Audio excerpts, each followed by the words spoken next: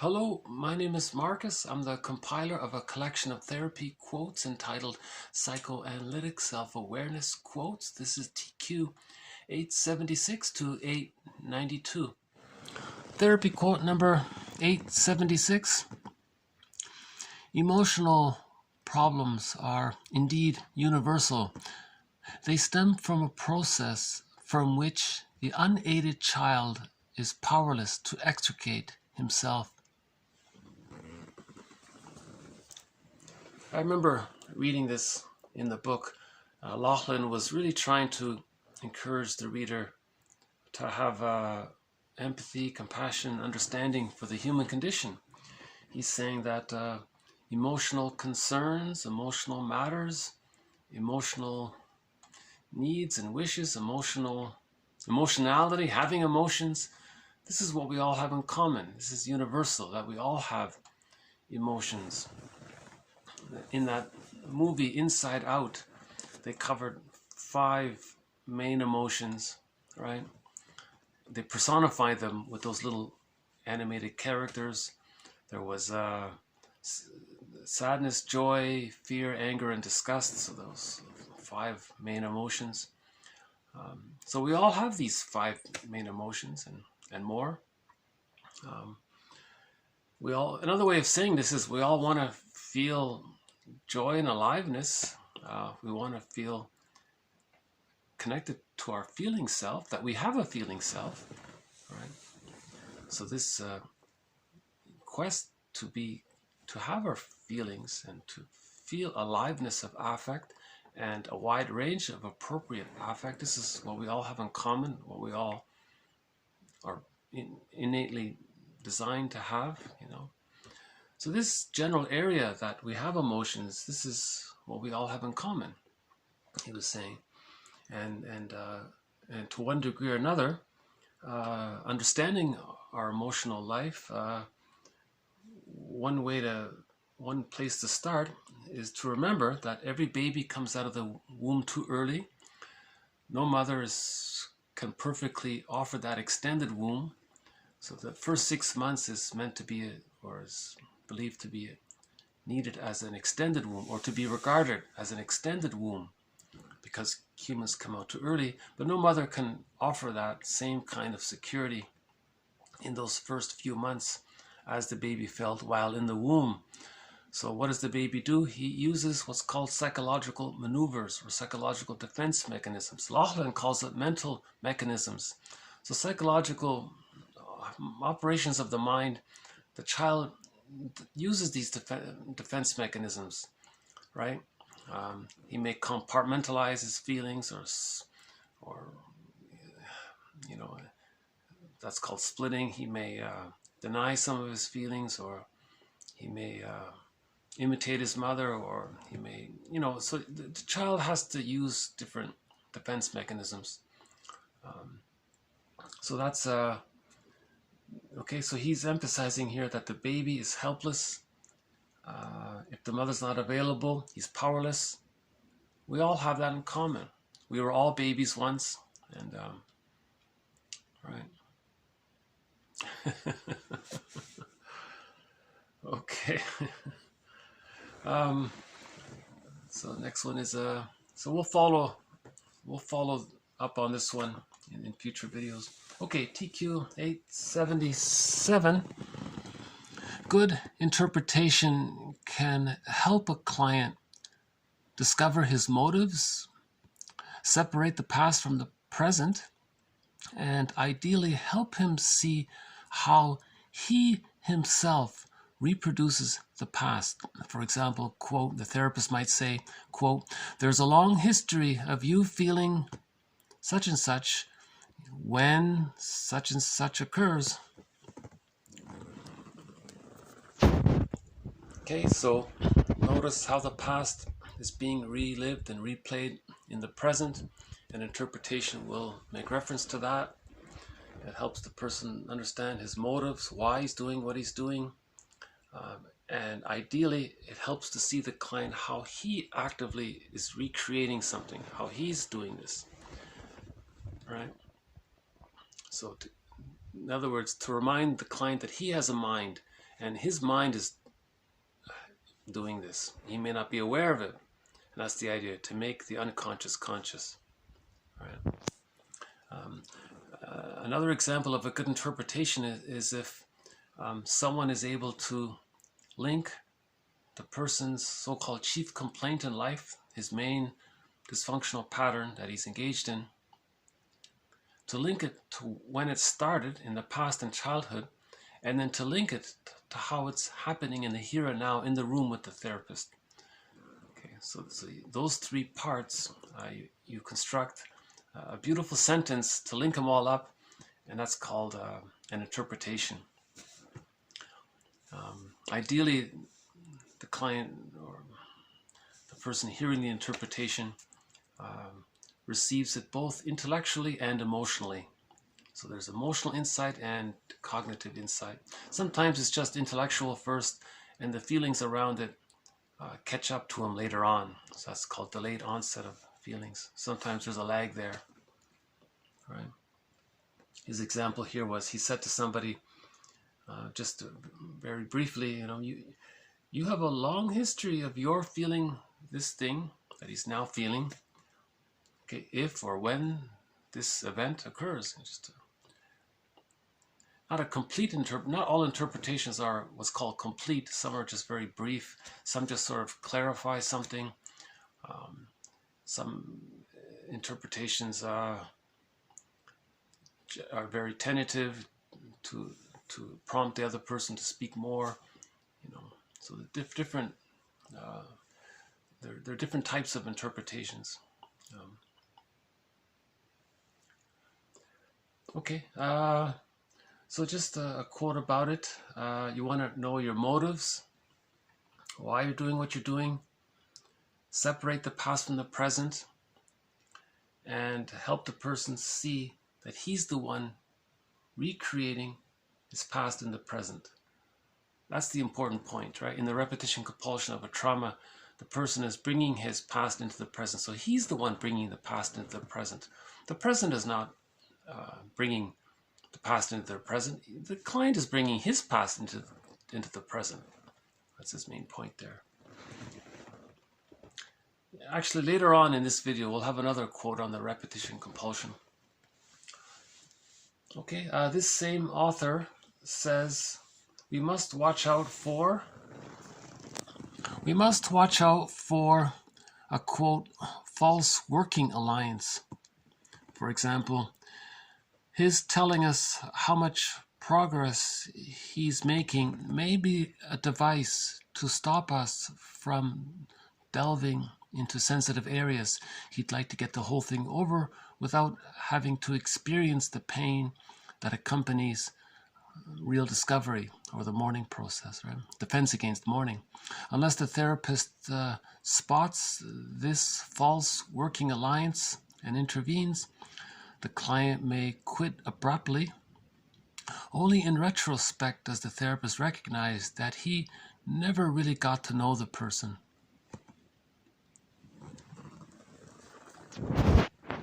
He was saying, some clients don't want to face, they're not ready to face some of their earlier memories that are starting to come up. So they may create a defense mechanism called a false working alliance. So he'll convince the therapist that he's making progress and maybe lie to him in that way, and then suddenly he quits. So the therapist missed it. He thought things were going along well, but maybe the therapist was in resistance himself, maybe for his limitations around that. So I've never seen that phrase before, so I thought I would include it. Normally, in the beginning, there's what's called a testing phase. The client tests the therapist. He wants to know, is he safe? Is he competent? Does he know what he's doing? Is he safe? That's the testing phase. And then that leads to what's called the therapeutic alliance or the working alliance, right? Where they work together as a team to help the client with his repetition compulsion, to heal it, right? But sometimes he may just give the impression that there is a working alliance, and the therapist didn't notice it. And then one day the guy just quits. That's his resistance to facing the mourning process. Maybe he needed to do it. Maybe the client, maybe the therapist wasn't competent enough or aware enough himself. So maybe he had to leave, you know. So I would think that, you know, so this would be an example of the therapist failing the test, right? It never led to a working alliance, right?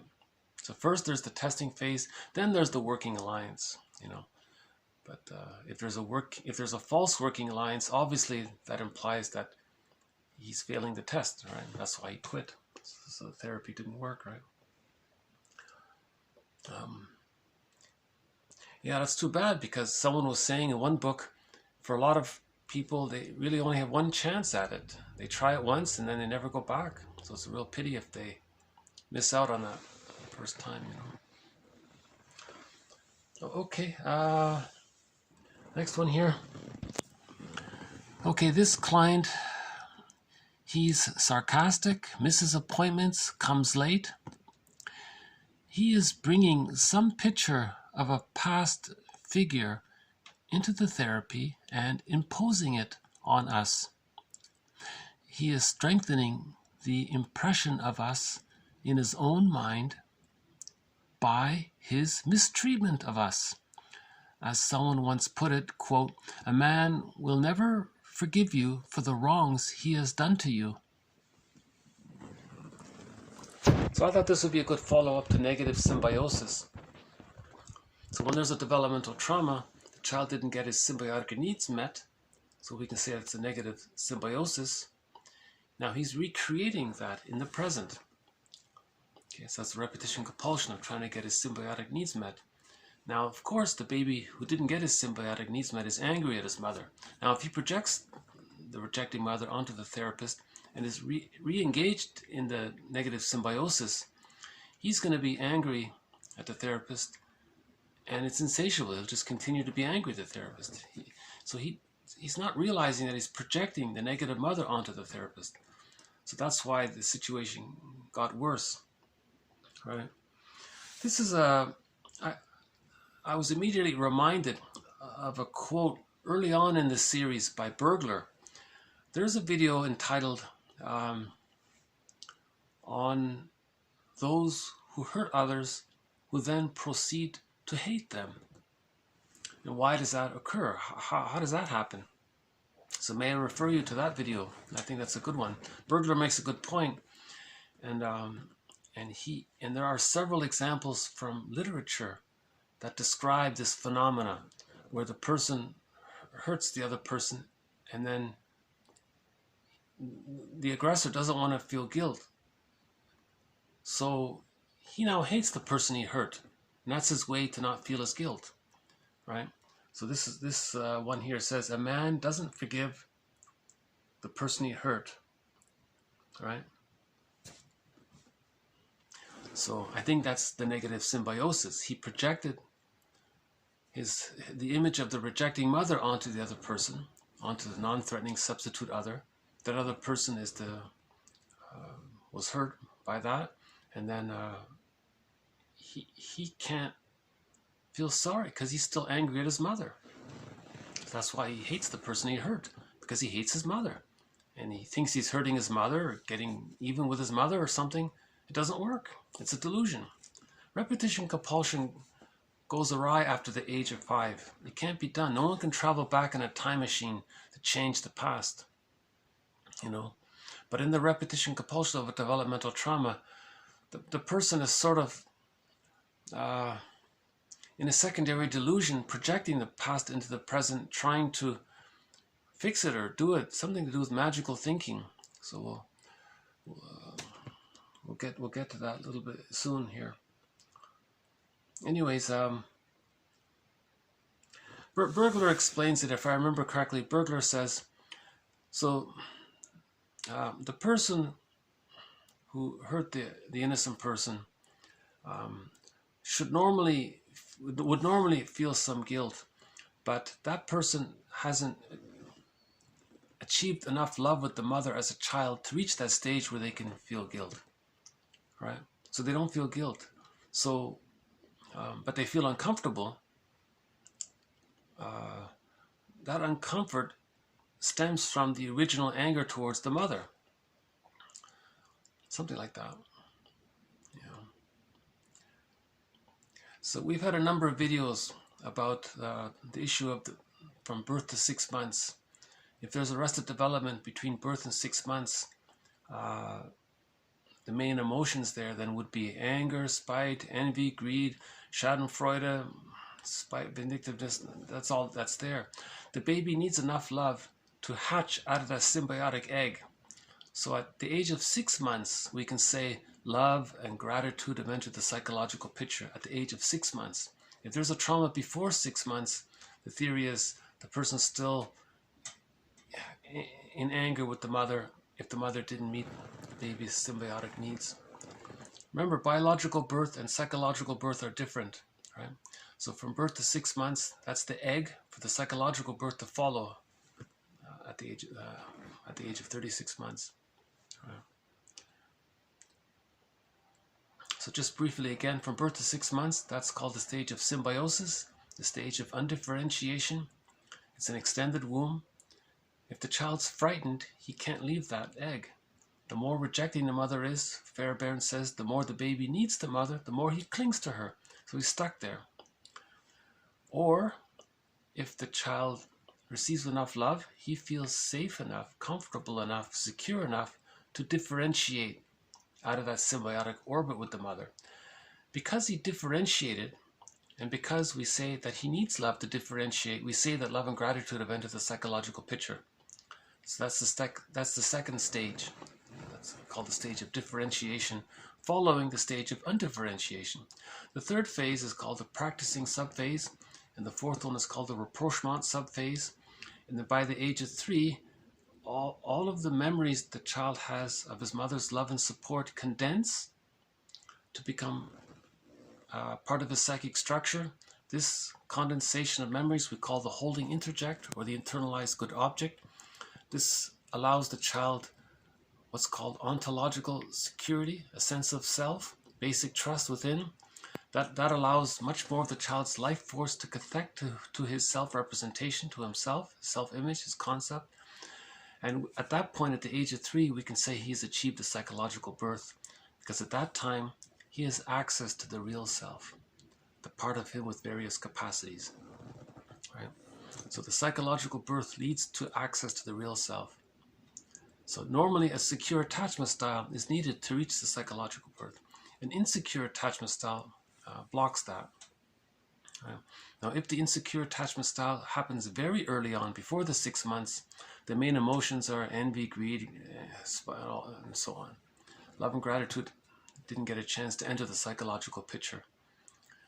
So, okay, so if that person later on hurts another person, they can't forgive or feel sorry or regret. Those advanced emotions come with the psychological birth. One of the capacities of the real self is that it allows the person a wide range of feeling, including regret, remorse for mistakes. Okay, but a person needs a psychological birth to have those emotions. If they're still in the negative symbiosis with the mother, and they hurt someone, they can only hate that person. They don't have any other emotions available to them, so to speak, right? So that's maybe one of the reasons why someone hurts another person. You'd think they'd feel apologetic, but they haven't psychologically graduated to to these other later emotions, you know. And one of Burglar quoted Dostoevsky in a novel, and in that novel, someone asked the character, "Why do you hurt that guy? Now you hate him. Why do you hate him?" And the character in the novel said, "Yeah, it's true, I did hurt him, but now it bothers me it bothers me that I hurt him somehow, and I'm not going to forgive him for this." You're blaming the victim. See, he's stuck there. He's stuck. He's talking about that character in the novel didn't reach the capacity for regret and remorse. Right? The developmental trauma within the first 6 months, there tends to be what's called splitting. The person sees things as either all X or all Y. So if they're angry at one person, they think it's all bad, and then you see. The theory is, in the first 6 months, the baby creates 2 images of the mother as being a goddess or a demon, right? In the very beginning. But by the age of 6 months, these unrealistic images of the mother come together, they synthesize, they integrate, they synthesize, and now a new image of the mother is formed as a whole image, as one person who's realistic. But in the very beginning, the baby thinks in these exaggerated terms. It's unrealistic. But if there's a developmental trauma there, people could be operating unconsciously from these unconscious baby perceptions, you see. So therapy is about healing the splits to achieve what's called whole object relations and mutuality, seeing the other person as people, right? Emotional problems are universal. So if we recognize that, that maybe helps. Love your wounded neighbor with your wounded heart, and to work towards mutuality that way, Ubuntu and so on. So that the healing process is to face the unconscious ambivalence with the mother, because the anger towards the mother is denied. So there's unconscious ambivalence. So the healing journey is to face the unconscious ambivalence towards the mother, heal the splits, forgive the other, the mother, the parents, and then we can heal the splits and then differentiate. Robert Bly says, get the key out from under mother's pillow. He's talking about differentiation. Okay, so to differentiate means we get the key out from under mother's pillow. If we're too traumatized with the mother still holds our key. We want to get the key out from under mother's pillow. But to do that, we have to forgive her. To forgive her, we have to face our unconscious ambivalence towards her. Then we can forgive her. So that's the journey, right? To forgive the parent. Healing and forgiveness are the same, someone said. Okay. So this is a follow-up to previous material as well. Let's move on to, so I highly recommend that Burglar quote early in the series. That's one of the better ones, one of the best quotes in this series, I think, about negative symbiosis and why a person is unable to forgive or feel regret or something. Okay, TQ 880 here. Recall the client who lowered his voice when telling us something good that was in store for him. We might say to the client, quote, "Shh, let's not let your father hear," unquote. This technique has been called interpretation by joining the client. The ghost of his father still haunted him, and the interpretation called attention to that ghost and to behavior by which the man unknowingly resisted the work of mourning. Okay. So his example was the client wanted to talk about something good in his life, and at that moment he whispered. And because he unconsciously was afraid his father's going to criticize him, he didn't want his father in his mind to hear, or his mother in his mind to hear his good news, right? So the therapist says, "Oh yes, let's speak very softly. We don't want your father to hear this." The father passed away decades ago, but he's still operating from the father in his mind point of view. So he's calling this interpretation by joining, right? So he offered an interpretation by joining the client. So now the client can think, "Oh, yeah, right. I'm responding to the voice of my father in my mind," he's saying. That's an interpretation to some degree, right? Part of it, partly. Okay, we talked about secondary defenses before, so here's a follow-up to it. TQ 881, the secondary defense. A defense in itself is in turn, secondarily, defended. Once a defense is called into play, he unconsciously seeks to maintain it. Part of this requires that its unconscious nature be maintained. It becomes, in turn, defended. So you use a defense mechanism, and then secondarily, you don't want to be aware that you're using that defense mechanism. So you create another defense mechanism as a layer on top of it. You see? So rationalization is like that. If a person is projecting the rejecting image of the frustrating mother onto a non-threatening substitute other, they don't want to be aware of that. They don't want to be aware of their unconscious ambivalence towards the mother. They just want to justify why this non-threatening substitute other is so bad. And now they're creating rationalizations, lies, false logic, right? They'll believe their own lies. That's their defense mechanism. And they're doing that second layer defense to not be aware that they're projecting the mother onto the non-threatening substitute other. So first you work with the, so that's what Burglar says. You first work with the secondary defense.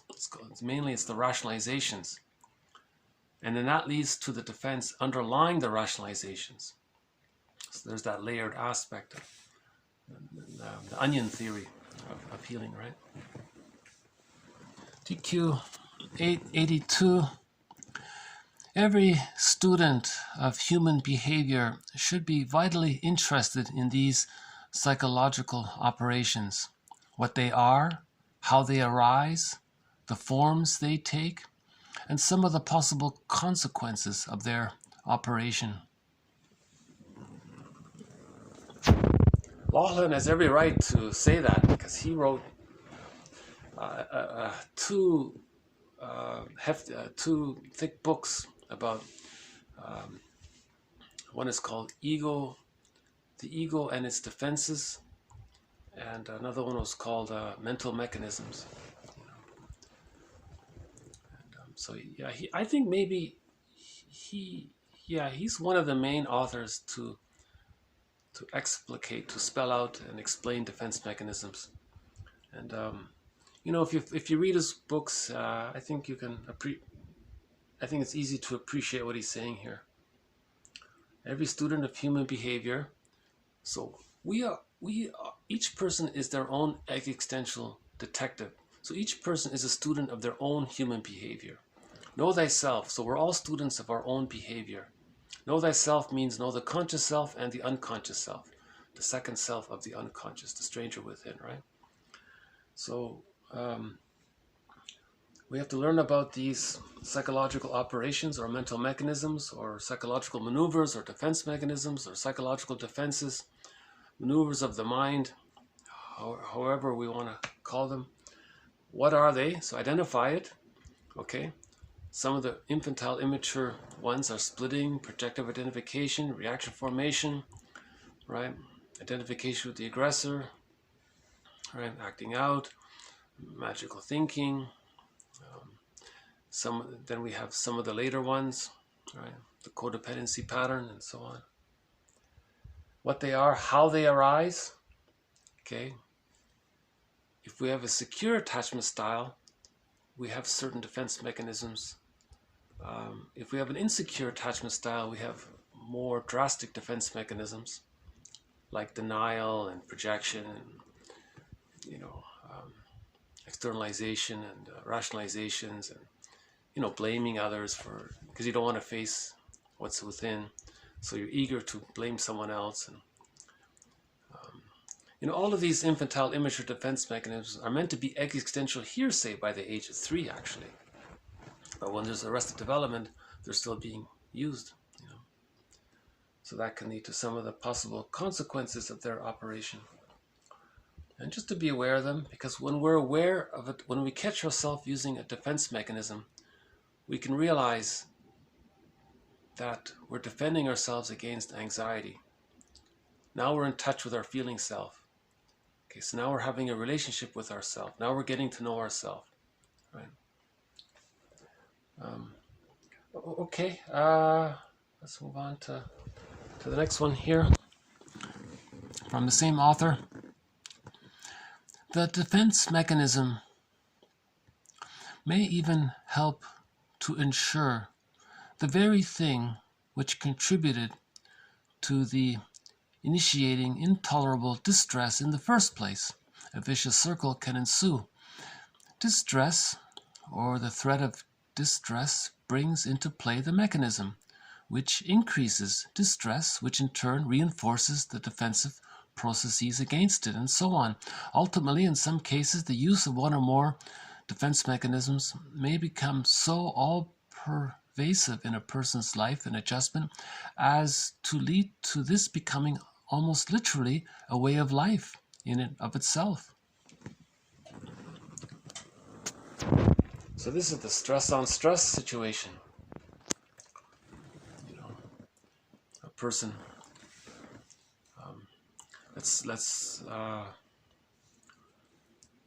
If a person is using a defense mechanism, it means there was stress that triggered it. Now, the act of using the defense mechanism creates more stress, which prompts the reuse of that same defense mechanism. So there's a vicious circle there, and that can lead to symptoms and problems later on. The term complex, so a little bit of jargon here.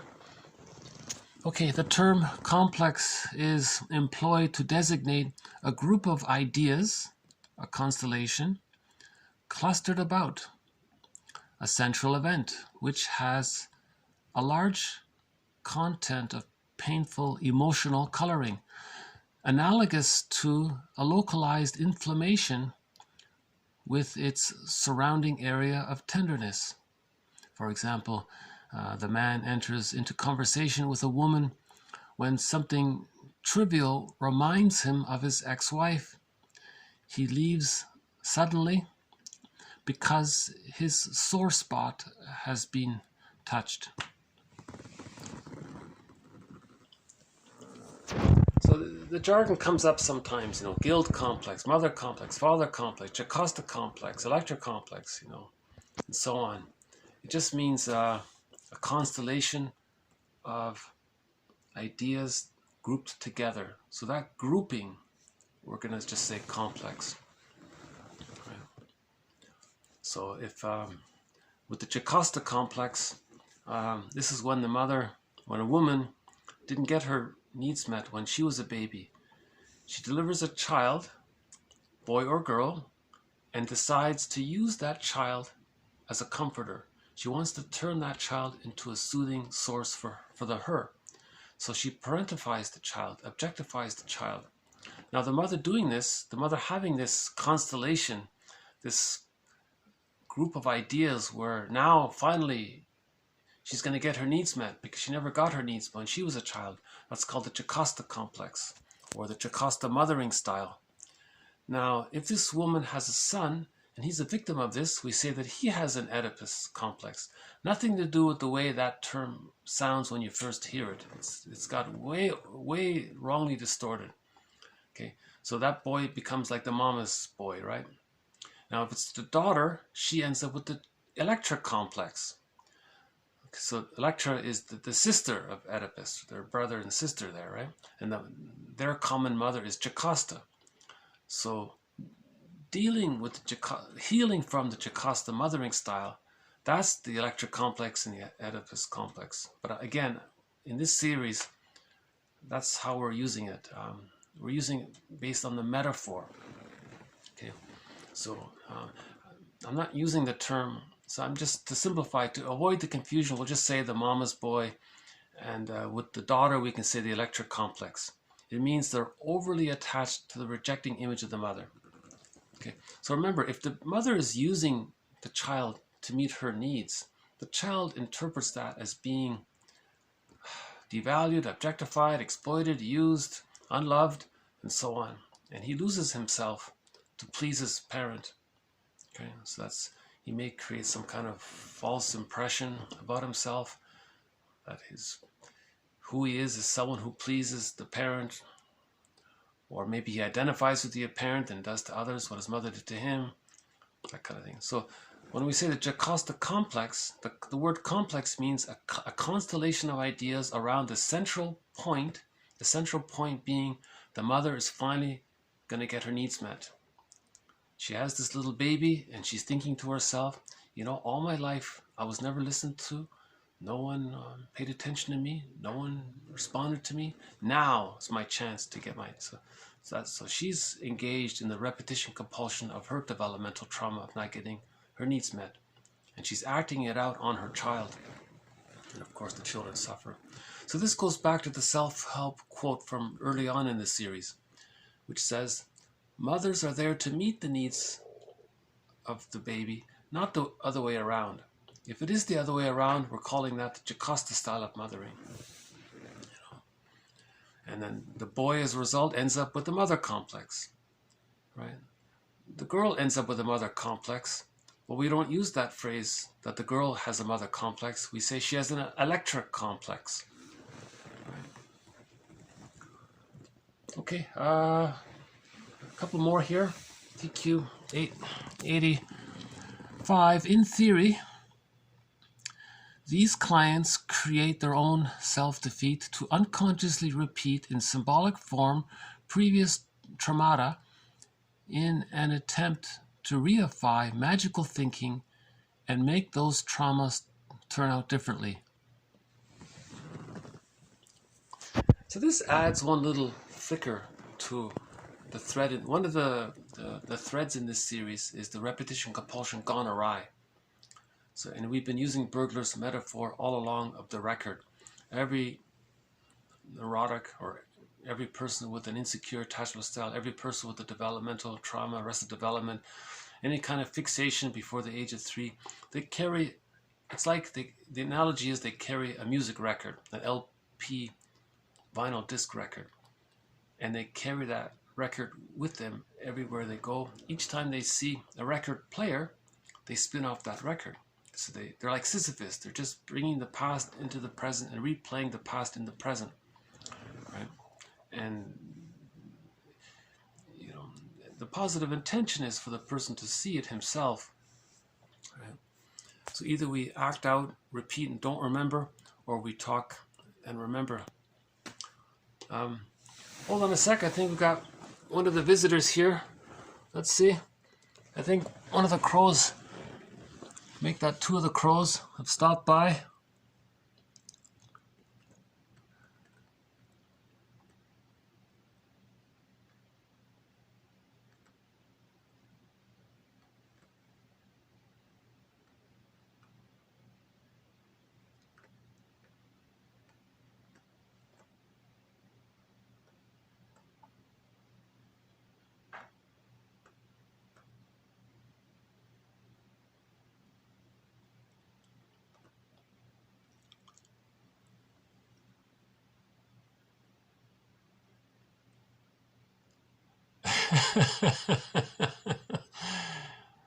There he goes.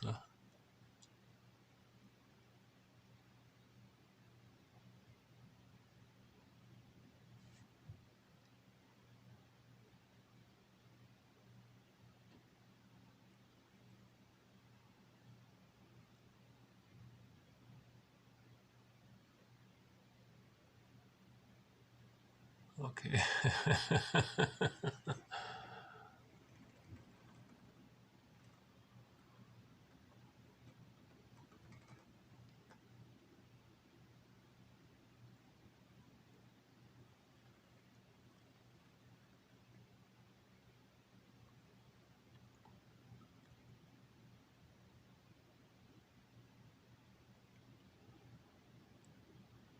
He's trying to figure out how to get 2 pieces. One.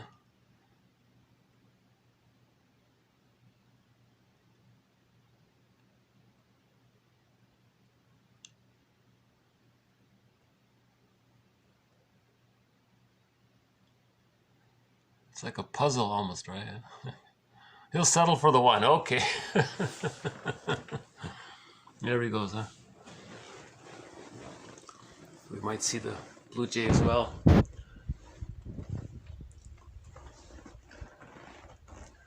Right. Burglar's metaphor, the repetition compulsion. This quote adds something that hasn't been brought up yet.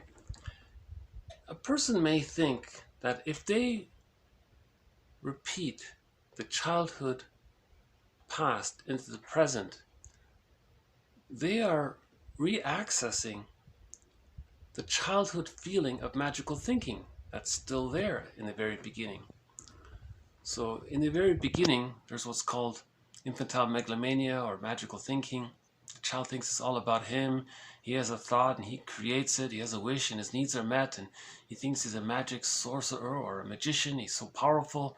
So maybe this quote adds the idea, maybe he thinks when he repeats the past and the present, he's going to re-access his original magical thinking and have new thoughts and heal the past. This is the first time this little idea has come up, so I thought I would include it. Anyways, repetition compulsion generally is the psyche's attempt to master the pain, to master the trauma, right? Someone called it pathological repetition after the age of 5, you know.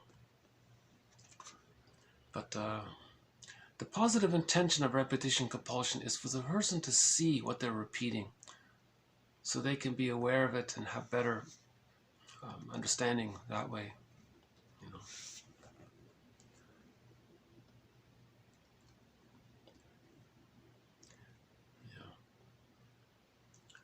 Yeah. Okay. TQ 886. In theory, it may be that she is creating her own self-defeat to unconsciously imagine that she is healing her partner.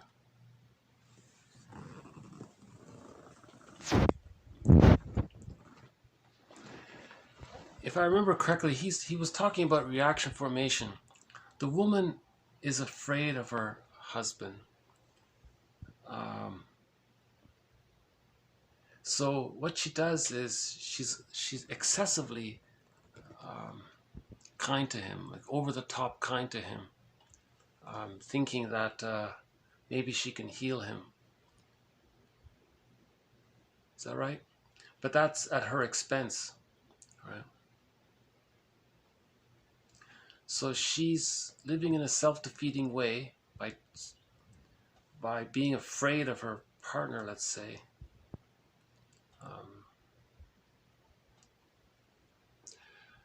I'll have to leave it there. I'll follow up on this one for a future. I'll look further into this one.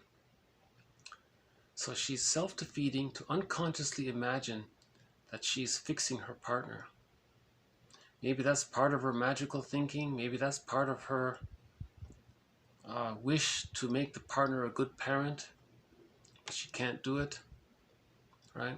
So maybe she projected the rejecting image of the parent onto the partner and wants to heal the partner, thinking she can heal the parent, but she can't do it, so that's self-defeating for her.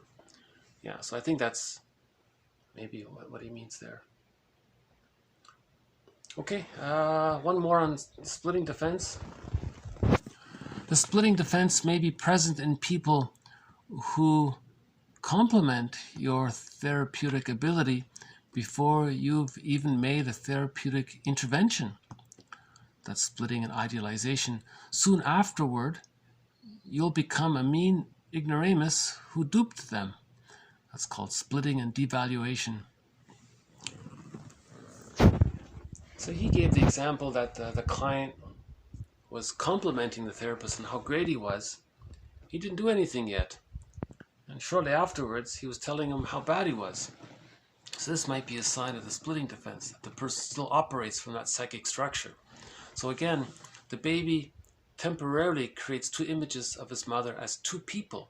The baby thinks his mother's two people, good breast, bad breast, and they're separate breasts, breast mothers. They're separate images. I mean, the imagos, the impressions of his experience with his mother, he creates. The theory is the baby thinks there's like two different people, Jekyll and Hyde, two different people in here. One he denies. Okay. Now, if there's trauma there, he's still operating from that perspective. Now, these two imagos or images of the mother so early on is like a goddess or a demon. So it's wildly exaggerated. So this later on translates into idealization or devaluation. That's the splitting defense mechanism. By the age of 3, with enough love, the splits come together. The baby sees the mother as a regular person. Okay, with that psychic structure, in later life, they're capable of mutuality. They see people in their full dimensionality, in their full humanness, right? That kind of thing. They don't see people in these unconscious baby images of goddess or demon. Okay, the next one here. His symptom has come about as a consequence of the ineffective operation of unconscious defenses which he originally developed automatically in response to unconscious fears. The defense themselves may have been unwittingly exaggerated. So the child adopts defense mechanisms. If these defense mechanisms somehow become exaggerated because of the repetition compulsion, that can happen, the end result is he may develop a symptom. So he's saying in the body-mind connection, the mysterious leap between mind and body, he's saying if the mind uses these infantile immature defense mechanisms too heavily and they're exaggerated, the body bears the burden. Identification with the introject. If people incorporate an unconsciously hated loved one's character traits into their self-image, they may then turn the unconscious hate on themselves.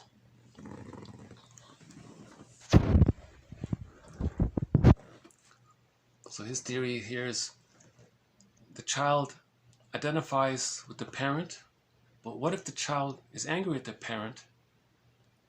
Now this anger towards the parent, which is now a part of him, it may be that his own anger goes against himself. But originally his anger is towards the mother, but he identifies with the mother, makes the mother a part of his psychic structure. Now his own anger is turned against himself. And he's saying that's one of the original theories on why people might feel sad or something like that.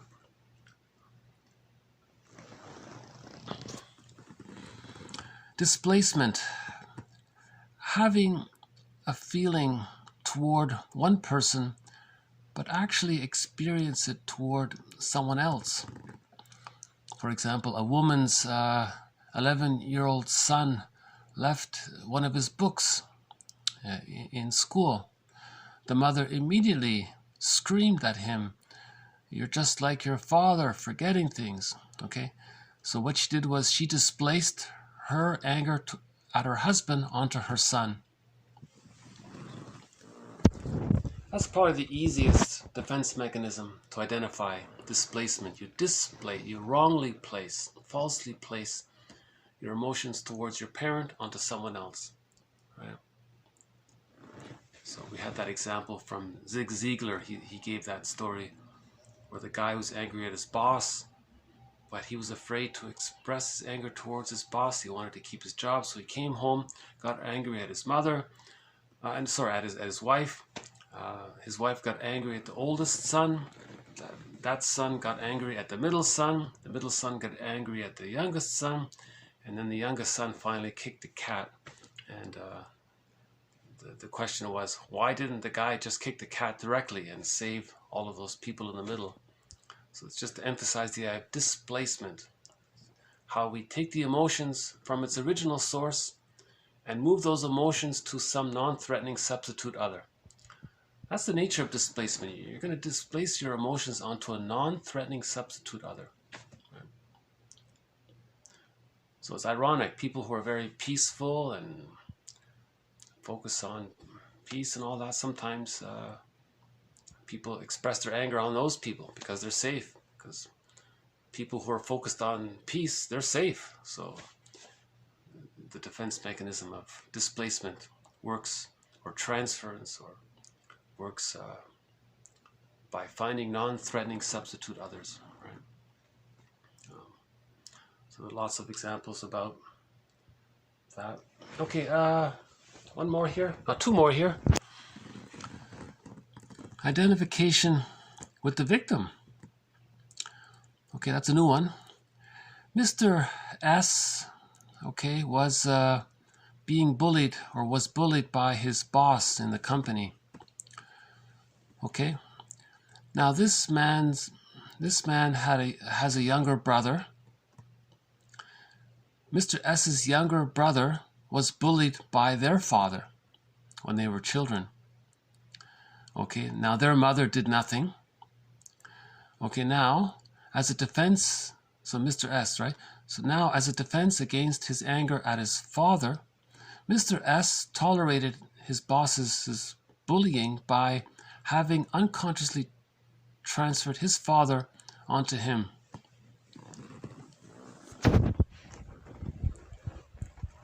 I think what he was trying to say was, so there were two, the family had two sons, older son and the younger son.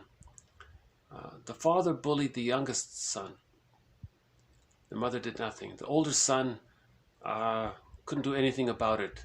And the older son maybe was witnessed it. Maybe he was angry at his or afraid of his father.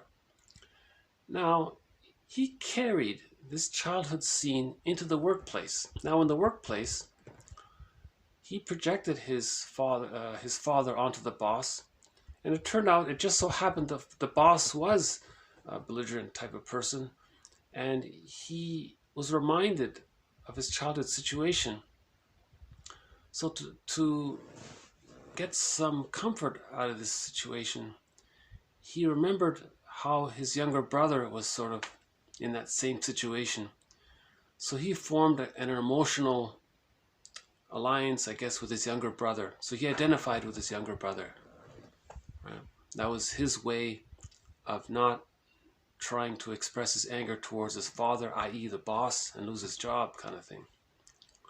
So we don't usually think of it in this way, but it was an interesting example. The more common example, the last one here, identification with the aggressor. This is the more common one. This is where you act unkindly toward a person because in the past someone had acted unkindly toward you. This shields you from feeling the hurt. So the theory about the narcissistic pattern is that the baby and the mother are fused in the first 6 months. Well, all children are fused with their mothers in the first 6 months. But if the mother is not offering her maternal reverie, if she's misattuned to the baby's needs, the baby interprets this as being devalued, rejected, hurt, shamed, belittled, and so on. One way to cope with the pain of this hurt is to identify with the aggressor. So the child adopts his mother's thoughts as his thoughts, and now he thinks her thoughts are his thoughts, and now those thoughts are his thoughts, and that's who he is. He thinks this way. Now he grows up and then does to others, puts others down, devalues others, objectifies others, to communicate that when he was a baby, that's what his mother did to him. That's called identification with the aggressor. Right? Now remember, the baby is just relating to the breast mother, just the breast. It's called part-object relating. And the baby has to receive love. Okay, so now if he's traumatized there, okay, and he grows up, he's incapable of love and gratitude, remorse, regret, and he's greedy because he wants to keep taking in. Right? And so as mentioned before, the baby's image of what he needs is an inexhaustible flow of goodness, but he never got enough love. Okay, now in the trauma, in the attempt to master the trauma, he now thinks it's better to possess symbolic mother. So now whatever's symbolic of mother, material and money, maternal, right? So money and material and mother all share the same common Latin root word, mater, M-A-T-E-R, which means mother. So now the person is greedy. He wants to possess things, but he's chasing an inexhaustible flow of goodness that he never received, and he's chasing it. Now, as the repetition compulsion gone awry, he was never satiated to begin with. you're not going to be satiated in the repetition compulsion gone awry. So this becomes like Sisyphus. So that's the one definition of greed. Klein calls it introjective destructiveness. He'll wants to keep possessing more and more, and he's never satisfied. Because as a baby he was never satisfied, but he thinks he's trying to be satisfied. So it's a confusion there, right? That's the nature of the repetition compulsion. He's trying to master the trauma of not getting enough love. He thinks if he's greedy and possess things, he's going to master that trauma, but it doesn't work, right?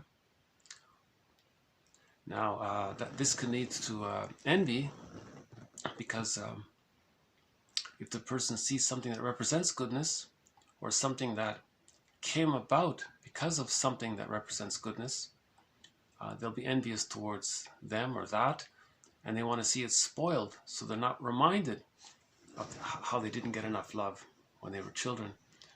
So envy means hatred of the good. So if they do see the goodness spoiled, they feel gleeful, and that's Schadenfreude. Right? Now, because this is their identity, if you call them out on it, okay,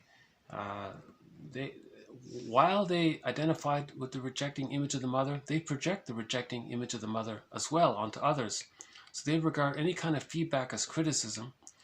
Now they're going to be angry towards the mother. So there's the spite and vindictiveness. So that's why most people with a narcissistic pattern, prior to receiving a sense of self-reflection, their main emotions are envy, hate, greed, vindictiveness, spite, and so on. So the person with a narcissistic pattern is shielding himself from the original hurt. That's how he's shielding himself from the original hurt. That's the theory. The baby can't feel that pain of the mother being impinging, engulfing, and so on. So the baby just becomes like her and then does to others what his mother did to him. And that's the repetition compulsion. So he becomes like the mother. He is the mother in his mind. And he can't mourn losses, because how do you mourn losses if you become that person that you're supposed to be originally mourning originally? The psychic structure needed to mourn a loss is differentiation. But if he's fused with the mother, he can't mourn any loss. So he doesn't have the psychic structure to mourn losses. So a person with a narcissistic pattern is greedy and stingy their whole lives. They don't mourn losses. That can lead to complicated grief, aggravated grief. And that can lead to, as one person said, to becoming a curmudgeon, right? So curmudgeons are miserly and stingy and petty and vindictive, and they're not elders. They're not sharing and helping the next generation, or they're not, nothing like that. They're still caught in the battle with their mother, because they are the mother. They haven't differentiated from her. Robert Bly says, get the key out from under mother's pillow. The whole men's movement was based on that one premise: get the key out from under mother's pillow. The book is called Iron John. Get the key out from under mother's pillow. It means differentiate. But to differentiate from the mother, you have to recognize that maybe the person is fused with the mother. But why does a baby fuse with the mother? The baby fuses with the mother and stays frozen there if the mother's too rejecting. Now, this is too painful. This gets denied. So we're calling this, in this series, unconscious ambivalence. So let's face the unconscious ambivalence with the mother. Then we can differentiate. So the healing, that's how we get the key out from under mother's pillow, by facing the unconscious ambivalence towards her. Right? The suggestion was made that on Mother's Day, that's the day when mothers come clean and write letters to their adult children. And a person can read the Enneagram to learn about their parents.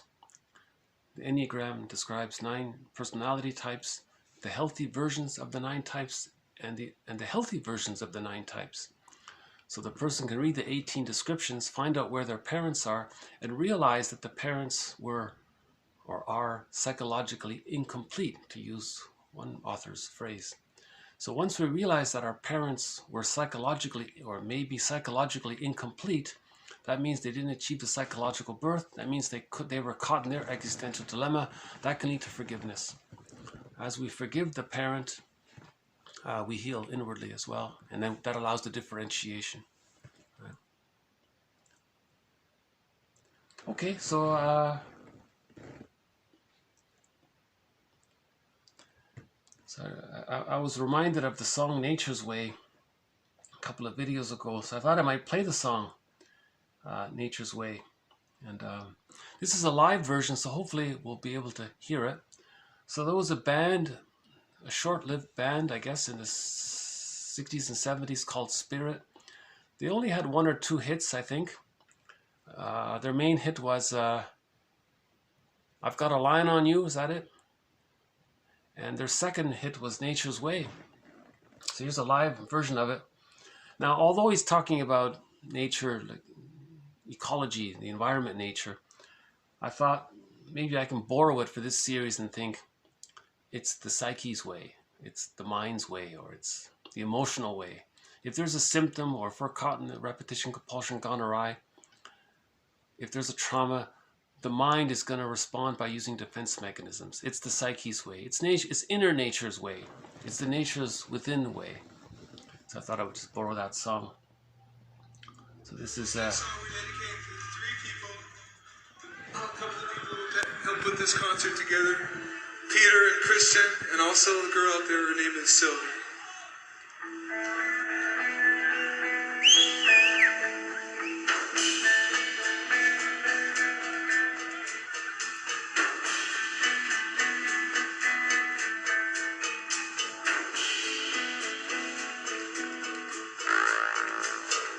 It's nature's way of telling you something's wrong. It's nature's way of telling you in a song. It's nature's way of receiving you. It's nature's way of retrieving you. It's nature's way of telling you something's wrong. It's nature's way of telling you it's in the breeze. It's nature's way of telling you dying tree. It's nature's way of receiving you. It's nature's way of retrieving you. It's nature's way of telling you something's wrong. It's nature's way, it's nature's way.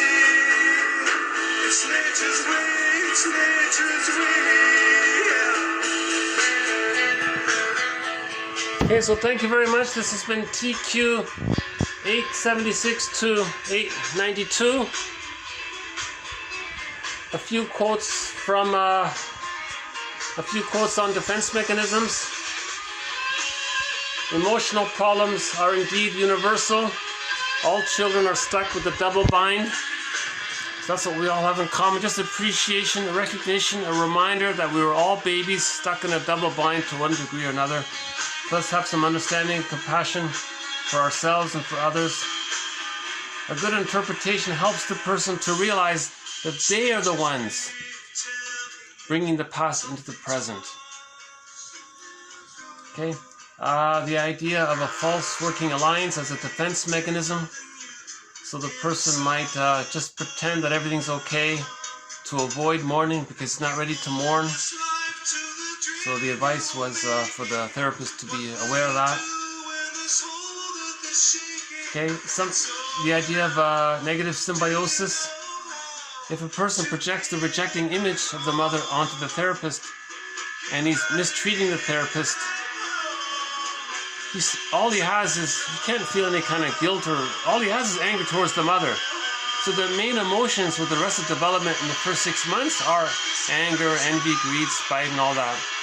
You see, so that's why if he does something wrong, if a person does something wrong to another, they don't feel any kind of they don't feel bad, right? So the idea is that This next song we dedicate to 3 people. A couple of people that helped put this concert together. Peter and Christian, and also the girl out there, her name is Sylvie. you know, when he says that, I want to thank the girl in the audience there. Her name is Sylvie. He's smiling at her. I think he knows. A little funny. They seem to know each other. So we had a new interpretation called called joining the client. So you just join. It's like improv. Yes, and the client says such and such. Yes, and so that we can say this is interpretation by improv. Yes, and right. The client. The example was he was lowering his voice because he didn't want his father in his mind to hear that he was going to do something positive for himself. The therapist said, "Oh yes, let's be quiet. We don't want him to hear it." So that's called yes and. Interpretation by joining. The idea of secondary defenses. You know, if we're in denial, we don't want to admit that we're in denial. So we use projection. We don't want to admit that we're projecting. So we use rationalizations. So there can be several levers. Then we're acting out. So you see, then we're using rationalizations for why we're acting out. You see, so there's secondary defenses. There can be several layers of secondary defenses to reach the primary defense. Right? Burglar calls it misleading defense mechanisms and leading defense mechanisms. Or we can generally say the secondary defense mechanisms are used as a layer over the original defense mechanism. So acting out would be a secondary defense mechanism against the fear of mourning the loss of the mother or something like that, right?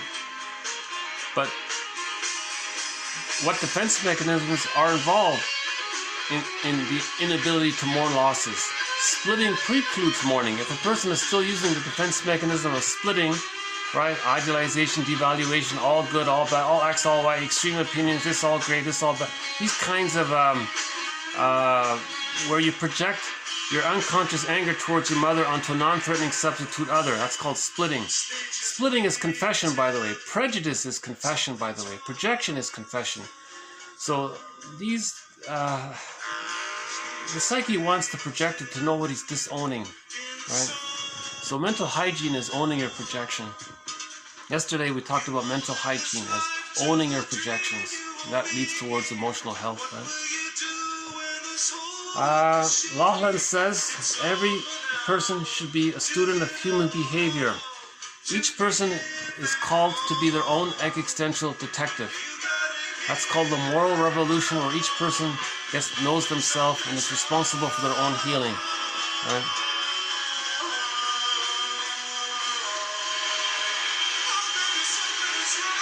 This song is kind of catchy, Spirit's Way. There are only 3 renditions of this song. So the original one here by the band Spirit, Christopher Cross does a very good rendition of it. And another very good rendition of it is from a band by Streetheart. 3 people, a couple of people that helped put this concert together. Peter and Christian, and also the girl out there, her name is Sylvie. So he's showing a little gratitude, saying thanks to people. And yeah, interesting story about this band, but I won't get into it. But it's a good song, Nature's Way. I'm borrowing it to talk about, what about the psyche's way?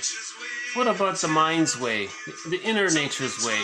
What's going on there? Let's know our defense mechanism. That's what he's saying right here, nature's way. Everyone should be interested in nature's way, the nature's way within. The nature's way within. What are the mind's natural operations to dealing with anxiety? What are the mind's ways of dealing with pain and hurt? What forms do these operations take? What are the consequences of an over-reliance on these forms? Okay, sometimes an over-reliance on defense mechanisms can become a way of life, and so the person is just becoming stress on stress, and that's his way of life, a form of the repetition compulsion. Okay, we covered the jargon of the complex. You know, we often hear the mother complex. Or the mother complex means the mother had a Jocasta complex, and the son is trying to survive that or heal from that. He's trying to get the key out from under mother's pillow. The whole men's movement was about helping men to get the key out from under mother's pillow because a lot of women, not to blame them, but a lot of women felt tempted to use their child as a security blanket to comfort them. That's called the Jocasta style of mothering. So myths are metaphors for the inner world. Myths and fairy tales describe the inner world. Right? One theory about self-defeating behavior is that in the unconscious, if magical thinking is still there, maybe the person thinks if they repeat the childhood situation in the present again, with the help of their unresolved magical thinking, maybe they can think their way into health. Maybe they can magically think the problem is gone. So this hasn't been brought up before. This is an interesting little new twist to the thread here on repetition compulsion. This idea of magical thinking.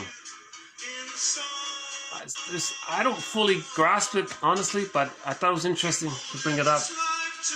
But generally speaking, the psyche seeks wholeness. The psyche seeks healing. So if there's a hurt there, the psyche wants to master the hurt, so it's going to repeat it. I think generally that's what's happening here. I don't know if magical thinking is involved in that, but this quote suggests that maybe it's involved. Okay, we had another. Splitting is a major thread in this series, the defense mechanism of splitting. So we added one more quote on the splitting defense mechanism, right? 1 minute, the therapist was all good, and a minute later it was all bad. That's a sign of the splitting defense mechanism, right? We had another quote on. This next song we dedicate to three people, a couple of people who helped put this concert together. Peter and Christian, and also the girl up there, her name is Sylvie. You can see this performance on YouTube, this concert. Right?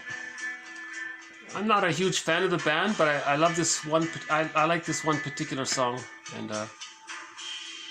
it's interesting that the band Streetheart, the last song, Kenny Shields, the lead singer of Streetheart, Kenny Shields, the last song he left before passing was a cover rendition of this song. I thought that was interesting. Okay, so we talked about if the defense mechanisms become exaggerated, that can lead to bodily symptoms, the mysterious link between mind and body. Be aware of that. Another sort of footnote maybe, if a person recognizes how a victim handled his problems, maybe a person can identify with that person if they're in a similar situation, because they're afraid to express the anger towards the father if the father is projected onto the boss. Again, not commonly. We'll have to look further into this. This may be just sort of a speculation. All of these quotes, by the way, are reflections. They're considerations. Robert Bly says a percentage of what you're gonna hear is wrong. It's up to you to figure out which percentage is wrong, right? His quote is 30% of what you're gonna hear in this lecture is wrong. It's up to you to figure out which 30%. So all of these quotes in this series are reflections. It's for your consideration. We're talking about the mind here. We can only understand the mind by its inference. We can only by speculation. If we observe repetitive behavior, we can make a guess about what's in the mind that's causing this repetition, right? So that's why we study defense mechanisms. We had another quote about displacement, right? The woman was angry at her husband, but she took it out on her son over a trifle. The second last one here was about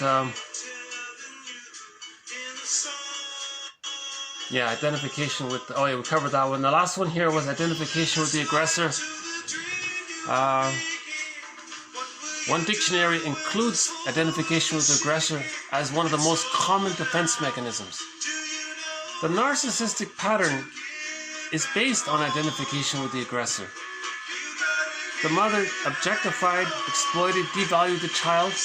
That person identifies with the aggressor, grows up, and then does those things to others to communicate what he experienced in childhood. and it's caught in the repetition compulsion there. Okay, so we'll just leave it here. So thank you very much. This has been TQ 876 to 892. We'll say goodbye with a quick view of the crow here. So one indigenous tradition regards the crow as the keeper of spiritual knowledge and psychological knowledge. They feel that the crow is a very conscious bird, so they project onto the bird the idea that since they appear to be so conscious, let's just say that the crow is the keeper of psychological knowledge. So it's one of the companion animals in this series. The crow, the blue jay, and the fox are the three companion animals. So again, I'll just leave it here. So thank you very much. More to follow. All of the quotes are posted below. Bye for now.